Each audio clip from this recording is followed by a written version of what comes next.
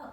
Hi, my name is Carson. I'm a librarian at the Beaverton City Library, and once again, this is my buddy Emmett, and I'm going to show you today how to make Play-Doh at home. This is my favorite Play-Doh recipe. It's very easy, and so yeah, I'm going to show you how to do it. We're going to make this very simple Play-Doh. It's called a no-cook Play-Doh, but it does have hot water in it, so you are going to need some help from a grown-up. You will also need a few very simple ingredients, hopefully things that you all have at home, and then a mixing bowl and some measuring utensils. So the things that you will need, your supply list, flour. So just regular flour, any kind will work. You'll need about 2 cups. Salt, vegetable oil. You can use regular vegetable canola oil, or you can use baby oil, which gives it a nice smell. Cream of tartar. If you would like your Play-Doh to have a color, you can use a gel color. I chose green. And to make it extra special, I'm going to add a drop or 2 of peppermint essential oil. So if you happen to have something like this laying around, it'll make it smell really nice. And then your mixing bowl, measuring cup, a couple of smaller measuring cups, and a tablespoon, and then a spoon for stirring. Okay, let's get started. All right, so step 1, we're going to measure out 2 cups of flour and add it into the bowl. Okay.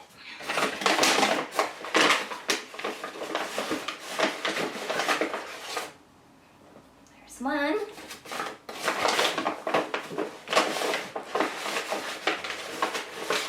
And 2. Okay. Step 2, we're going to add our salt, and we need half a cup of salt. So I have a half cup measuring cup here. Making Play-Doh at home and baking at home with your kids is a great way to talk about measurements, which is math. So you can talk about different types of measurements and different weights. It's a great opportunity for that. All right, so half a cup of salt going in.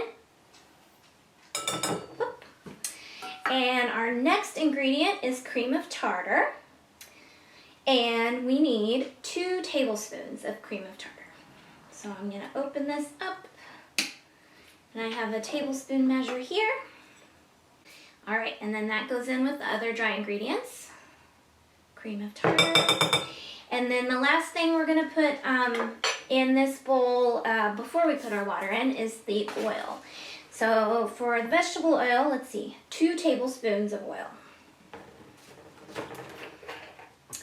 All right, so I've got my tablespoon again. Very carefully, there's 1. Oops. And there's 2. Okay. I'm making a little bit of a mess, but that's okay. Makes it more fun. All right.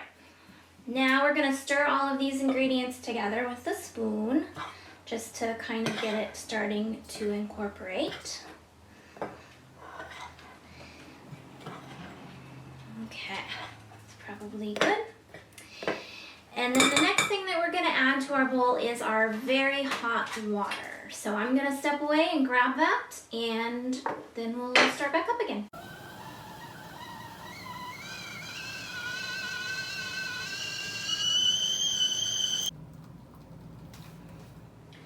Okay, we're back.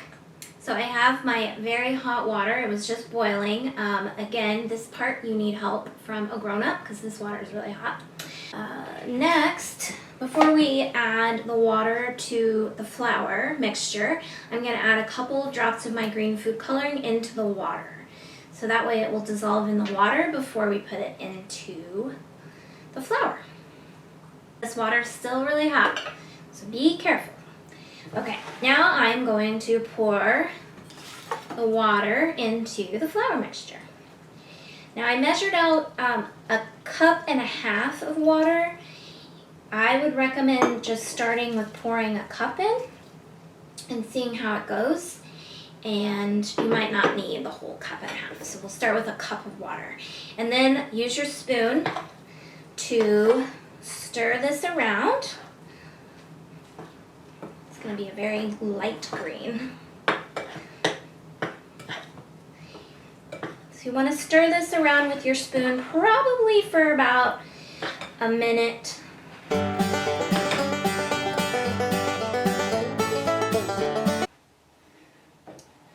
Okay, now once you've stirred it around with your spoon for a minute or two, I like to get my hands in there and start kneading it with my hands, but make sure that it's cooled down before you do that, okay? So I'm gonna test it and see. Yeah, so I'm gonna squish it around with my hands.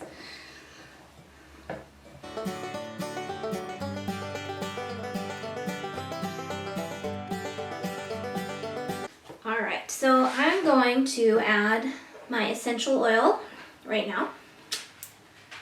And then I'm just gonna drizzle, this is really strong, so I'm gonna just drizzle a couple of drops on top. And then the next step we're gonna do is to knead our Play-Doh. So I'm gonna go ahead and pull it out of my bowl. Ooh, it smells good. And I'm gonna knead it on the table. And you're gonna knead your Play-Doh probably for another minute or two.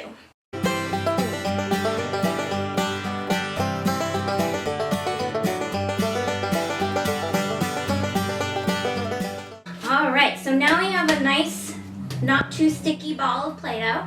Smells really good, like peppermint. And if you get to this point and you feel like your Play-Doh is still a little bit too sticky, you can add some flour to it, just a little flour, and knead it again. And that will make it less sticky. I think mine's actually pretty good.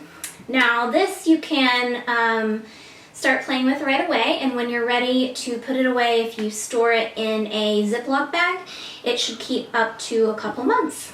So yeah, so that's it. Thank you so much and enjoy your Play-Doh.